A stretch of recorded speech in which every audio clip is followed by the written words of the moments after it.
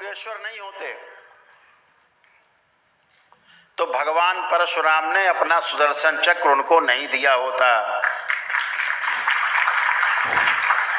भगवान परशुराम उन अवतारों में से एक हैं जिनके ऊपर आरोप लगा देते लोग बैठ के केवल ब्राह्मणवाद का, तो क्षत्रिय विरोधी थे, बस ऐसे बना दिया। अरे भैया कुछ तो बुद्धि लगा लो यार।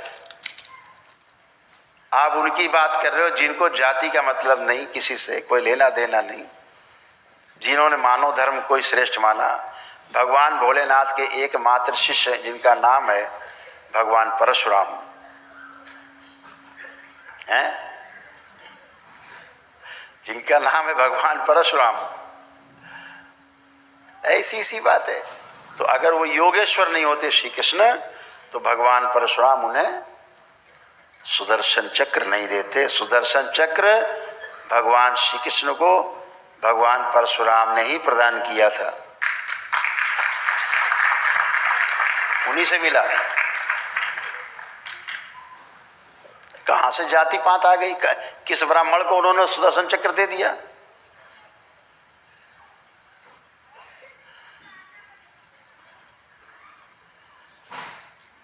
भगवान श्री कृष्ण ब्राह्मण नहीं थे, लेकिन आप अपने आरोप लगाते समय वो तो क्षत्रिय विरोधी थे, वो जाति प्रथा विरोधी थे, ब्राह्मणवादी थे। जब अपना धनुष लेकर के अब उन्होंने कहा कि हम तो तपस्या में जा रहे हैं, हमारा काम पूरा हो गया, तो कहा कि भगवान शंकर को उनके अस्त्र शस्त्र वापस कर दिए जाएं कि हम क्या करेंगे धनुष धनुष। तो देने गए तो भोलेनाथ ने कहा अरे भाई हम तो दे चुके हैं, हम दिया हुआ नहीं लेते, अब तुम ले जाओ, तुम्हें जहां देना लेना हो तुम करो। अच्छा, तो एक बार रावण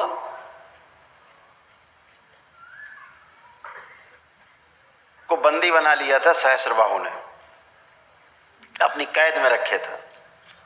तो भगवान परशुराम भगवान शंकर से मिलने गए तो उन्होंने कहा कि भाई तुम शिष्य तो हमारे हो, लेकिन तुमने दक्षिणा आज तक नहीं दी। बोले प्रभु आप आदेश करो दक्षिणा। तो बोले आधी दक्षिणा में आज दो, आधी। बोले आधी मतलब? बोले आधी आज और आधी बाद में। कि प्रभु दिया आदेश करो। तो बोले रावण जो है सहस्त्रबाहु जो राजा है उसकी कैद में है, उसे छुड़ा दो। और भगवान परशुराम की कौन से पुदीना काटे थे, किसी का जो झगड़ा था भाई, भगवान भोलेनाथ के कहने पे, महादेव के कहने पे उन्होंने जा करके अकेले ही, वो तो वन मैन आर्मी थे, अकेले ही आर्मी उनके बराबर कुछ था ही नहीं, मार काट के रावण को छुड़ा लाए, आज़ाद करा दिया। ये दुश्मनी सहस्त्रबाहु की और भगवान परशुराम की थी, जो उन्होंने, उनके परिवार ने उनके पिताश्री की हत्या करके गाय का मामला बना करके और उनकी हत्या की, बदला लिया। वो कथा हम आपको सुनाई चुके हैं पहले कि भगवान परशुराम ने कभी भी एक भी क्षत्रिय की हत्या नहीं की।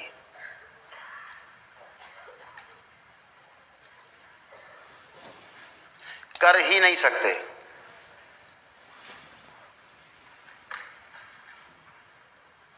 ये कथा फिर आपको हम सुनाएंगे कभी, आज बहुत समय हो जाएगा। ठंडी लग रही, गर्मी लग रही, हमें तो पता नहीं।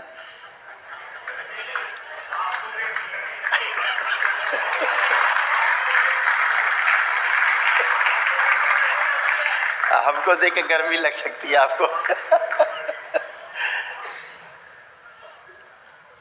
पता है, चलो 5 मिनट लगेंगे, सुनाई देते कहता है भगवान परशुराम। भगवान परशुराम को जब पता लगा कि उनके पिताश्री की हत्या हो गई है ऋषि जमदग्नि की, तो आए। और जैसा कि आप सबको पता है, आप सब उस भोग से भोग के निकले हो, स्मृतियों से। वो तो महान ऋषि थे, तपस्वी थे भगवान परशुराम, उनसे बड़ा ऋषि तपस्वी हम तो किसी को आज तक मानते ही नहीं, धरती पैदा ही नहीं हुआ। उन्होंने सारे पिंडदान और जो पिता के मृत्यु के बाद पुत्र कर सकता है वो उन्होंने सारे विधि विधान से सारे वैदिक कार्यक्रम सब किए। पितृमुक्ति वगैरह के लिए सब कुछ किया जो भी कर सकते थे। अब ये तो नहीं कहा जा सकता उनको ज्ञान नहीं था, पूरा ज्ञान था, कर दिया। लेकिन पितृ की जो स्मृतियां थी वो नहीं गई, वो चिपक गई, वो बनी रही। इसके ऊपर बड़े बड़े सीरियल बने हैं, रामायण के रामानंद सागर ने भी बनाया है, इस पे सीरियल बनाया है।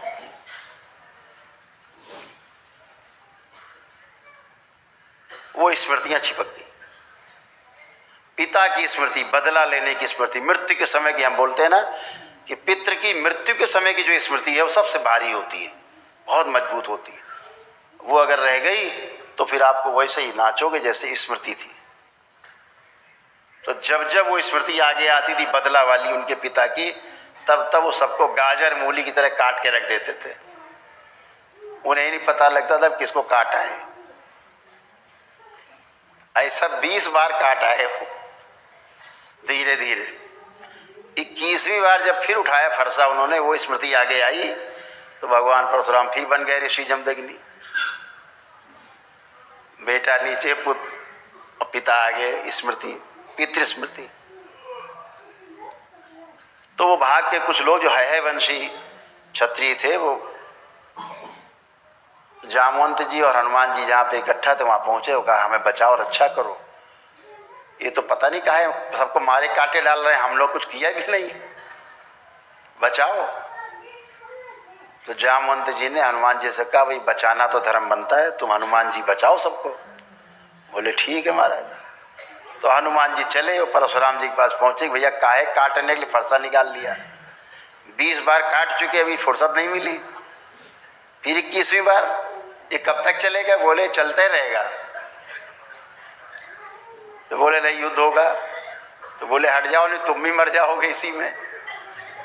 अब हनुमान जी अपना रूप बदल के थे, झगड़ा हुआ, खूब लड़ाई चली, खूब युद्ध चला, घमासान। भगवान परशुराम जी का हनुमान जी का युद्ध 5 दिन लगातार चलता रहा। एक विष्णु अवतार और दूसरे रुद्र के अवतार, दोनों का युद्ध बराबर चलता रहा। आखिरी में हनुमान जी ने कहा यार तो मानने को ही नहीं तैयार ये आदमी।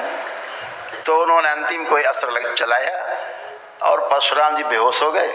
तो उनको ले जाके पेड़ में बांध दिया और कहा जरा देखें तो क्या इसके अंदर है क्या, काहे काटे डाल रहे हैं भाई सबको। तो जब अंदर जाके हनुमान जी ने देखा तो देखा कि उनके पिता की स्मृति, पितृ स्मृति पड़ी थी, बदले की भावना की। जब वो आती थी स्मृति एक काटने लगते।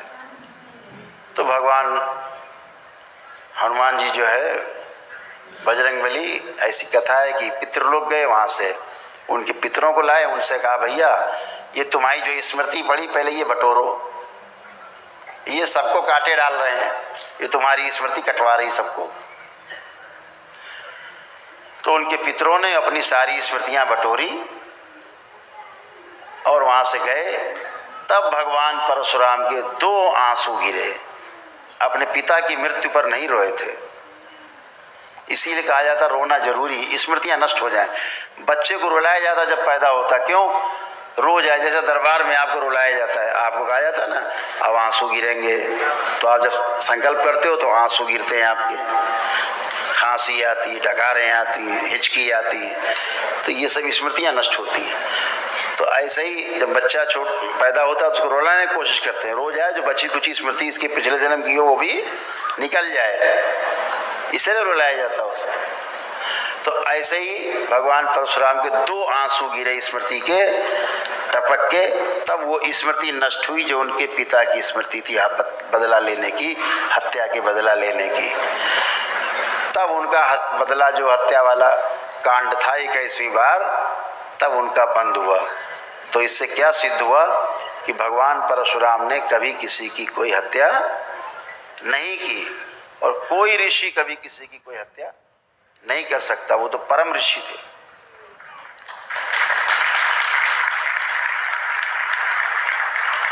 उसके बाद फिर उन्होंने जितने लोगों की हत्याएं की थी, उनको पता लगा कि हमने इतनी हत्याएं कर दी हैं, हनुमान जी ने बताया तुमने इतने लोग मार डाले, लाखों लोग मार डाले, तो उनको बड़ा दुख हुआ। तो उन्होंने जितने लोग मारे थे सबका पिंडदान किया, सबका श्राद्ध किया, सभी का, सबको मुक्ति दिलाई उन्होंने। ये भगवान परशुराम ने किया।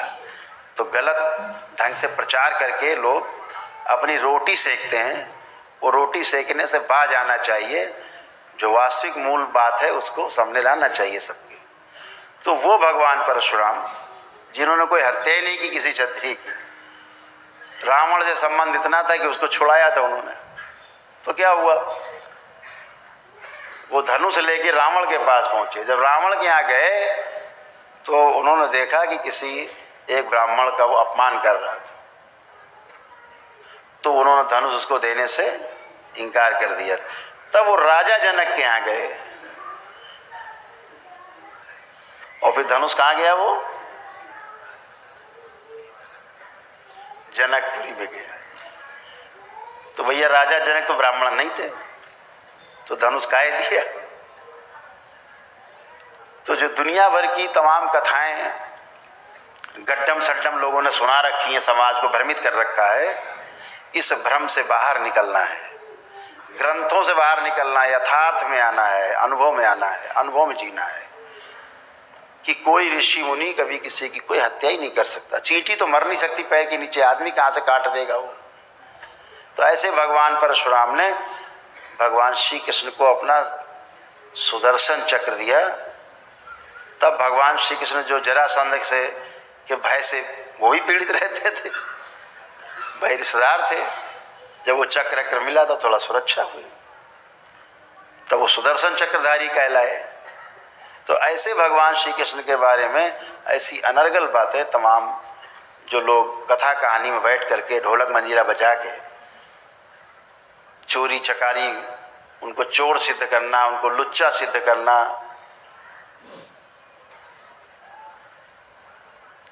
लड़कियों के पीछे दिन भर पड़े हैं, कपड़ा चुरा के भाई चढ़ गए ऊपर, लड़कियां नहा रही थी तो कपड़ा चुरा लिया ऊपर चढ़ गए, इस टाइप की हरकतों वाली बातें लिखना बताना। जब इतना लिख दिया था तो इतना लिख देने में ग्रंथ में कौन सा भैया बड़ा भारी पहाड़ टूट जाता कि यहाँ राधा से शादी हो गई थी, लिख देते। तो जब राधा होती तब ना शादी होती। तो ऋषि मुनियों ने तो राधा नाम का एक कैरेक्टर पैदा किया अपने प्रतीक के रूप में, योग साधना के कुंडलिनी के प्रतीक के रूप में। इन लोगों ने उसको सही का समझ लिया। अब सही का समझ के पता नहीं क्या क्या कथा लिख डाली, भगवान मालिक है। तो हम तो इन सबसे कहेंगे भैया थोड़ी बुद्धि का इस्तेमाल करो और हमारे आराध्य को, उनकी जो उन्होंने किया जीवन काल में मानव जाति के लिए, जीवन भर अपना पूरा जीवन लगा दिया भगवान श्री कृष्ण ने, उसका बखान करो। ये दुनिया भर की उठापटक और दुनिया भर की अपनी काम कलाएं उन पर मत थोपो। खुद के अंदर काम कलाएं हैं, दिन भर कामुकता में भरे हुए हैं, तो दिमाग में उनकी कामुकता चढ़ी तो कामुकता ही दिख रही उनको बाहर सामने वाले में, सब जगह इतने कामुक हैं। वो लिंग भैरवी पीछे ही नहीं छोड़ रही, लगी है पीछे लिंग भैरवी। हम छुड़ा देंगे पीछा लिंग भैरवी से। ये दरबार लिंग भैरवी से पीछा छुड़ाने में सक्षम है। तो आप सबका पीछा जो कि छूट चुका है लिंग भैरवी से, कुछ लोग हैं आज छूट जाएगा। अभी शुद्धि होगी, शुद्धि के बाद फिर सिद्धि होगी, उसके बाद फिर अगला कार्यक्रम तय होगा। तो चर्चा यहाँ पे विराम देते हैं कि तमाम प्रतीकात्मक बातों का आध्यात्मिक अर्थ है, उन शब्दों को आध्यात्मिक अर्थ में प्रयोग किया गया है। लोगों ने स्थूल में कहानियां बना ली, आध्यात्मिक में लिखा, और कुछ लोग आए उसको शब्दों में कहानी बना ली। एक तीसरे काका आए, उन्होंने सही मान के सब रख कर डाला, सही मान लिया सब, ऐसा ही था। तो ऐसा कुछ नहीं है। जब आध्यात्मिकता में आप उतरेंगे तमाम रहस्य खुलेंगे आपके सामने कि माँ महाकाली कौन है, माँ दुर्गा शक्ति कौन है, तो हनुमान कौन है, तो फिर शिव कौन है। तो ये बाद में सब खुलेगा जब आप धीरे धीरे चलते जाओगे एक एक कदम। रावण कौन है, तो राम कौन है, तो कृष्ण कौन है, तो शिव कौन है। अभी आप देख रहे हो, ये देख रहे हो, ये कमल ही है, ये भी कमल है, ध्यान रखो, जिसे आप त्रिशूल कह रहे हो। ये दो दल का कमल है, बीच में अगल बगल दो दल हैं, पंखुड़ी, एक ये एक वो। यहाँ पर दो ही दल का कमल है, यहाँ 16 दल का कमल है, और जो आज्ञा चक्र है इसमें 2 दल का कमल है, एक इधर पंखुड़ी और एक इधर, तो 2 बीच में रहता ये कमल का। ये 2 दल का कमल, यही त्रिशूल है, ये प्रतीक है कमल का। अब आप इसको कुछ और कहने लगो तो फिर कहने रहो, कहने से क्या जाता है, लेकिन यहाँ 2 दल का कमल है, इसलिए त्रिशूल है। शिव नेत्र है, तो उस शिव नेत्र के जहाँ पर कमल है उसको 2 दल का कमल है, तो त्रिशूल बताया आपको। अब पता लगे यही त्रिशूल है, किसी की पेल दिया पेट में। तो आध्यात्मिक व्यक्ति के लिए ये कमल है, आप किसी और के लिए त्रिशूल हो सकता है, इतनी तो बात है। ये सहस्रार है, सहस्रार में सहस्रों दल का कमल है, यानी सारे कमल ऐसे हैं सीधे, ये वाला उल्टा कमल है, हजारों पंखुड़ियाँ उल्टी लटक रही हैं। चोटी इसीलिए रखते हैं कि वो कमल का दंड है। चोटी रखने का मतलब है कि ये पुष्प खिल गया है जिसका, वो चोटी रखने का अधिकारी। अभी हमारे नहीं लगी चोटी, अभी चोटी नहीं है भाई, तो नहीं खिला होगा, नहीं है तो सहस्र दल का कमल। तो क्या करते थे ऋषि मुनि, जिनका जो ब्रह्म विचरण करते थे, वो ब्रह्मचारी कह लो उन्हें, चाहे उन्हें ब्रह्मवेत्ता कह लो, चाहे पार ब्रह्म परमेश्वर कह लो, जब वो इससे पार हो जाते थे सहस्रार से, इसको वेदना जान लेते थे, तो ब्रह्म में विचरण करने वाले हो जाते थे। तो इसलिए चोटी रखते थे वो, ये प्रतीक था कि ये ब्रह्म में विचरण करने वाले हैं, ये वो ब्राह्मण हैं, ये ब्राह्मण हैं, क्योंकि ये वेद चुके हैं आपके सहस्रार को।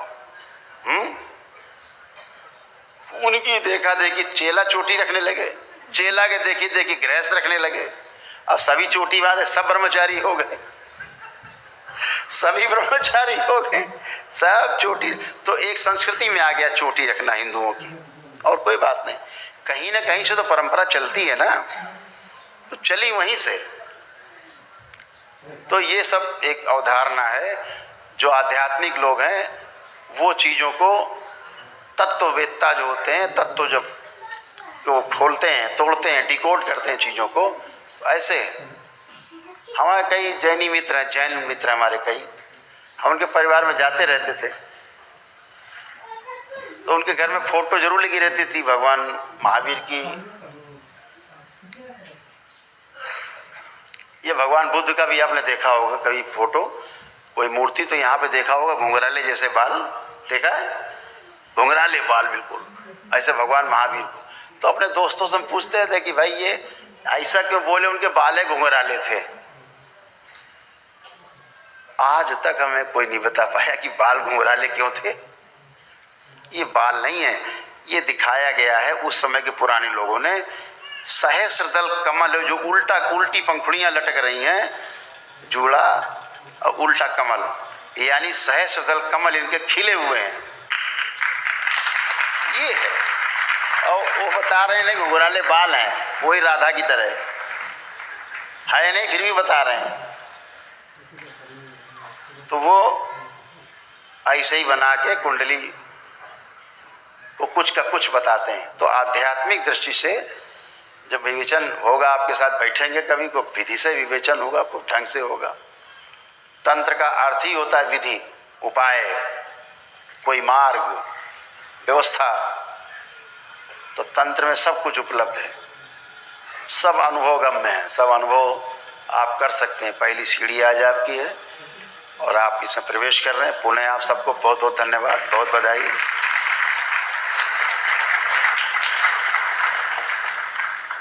कभी इस पे आराम से प्रमाण के साथ बात करेंगे, तब आप सबको अच्छे से समझ में आए।